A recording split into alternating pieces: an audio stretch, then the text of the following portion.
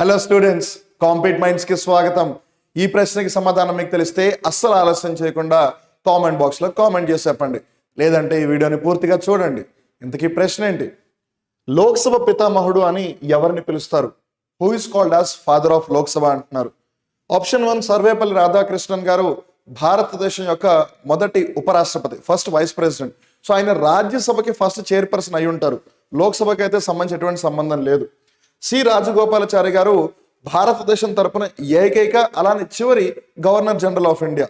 ఆయనకు కూడా లోక్సభకి సంబంధించి పెద్దగా ఏమీ రిలేషన్ లేదు. అలానే దాదాబాయి నౌరోజీ గారు బ్రిటిష్ పార్లమెంట్కి సంబంధించి ఫస్ట్ ఇండియన్ ఏషియన్ అయ్యారు, కానీ ఆయనకు కూడా పార్లమెంట్కి సంబంధించి పెద్దగా ఏమీ రిలేషన్ లేదు. And he's also called as grand old man of India. కానీ జీవి మౌలాంకర్ గారిని ఫాదర్ ఆఫ్ లోక్సభ అని చెప్పి భారతదేశ మొదటి ప్రధానమంత్రి జవహర్లాల్ నెహ్రూ గారు చెప్పారు. అందుకని ఈ ప్రశ్నకి సంబంధించి option 3 will be the right answer. Thank you students.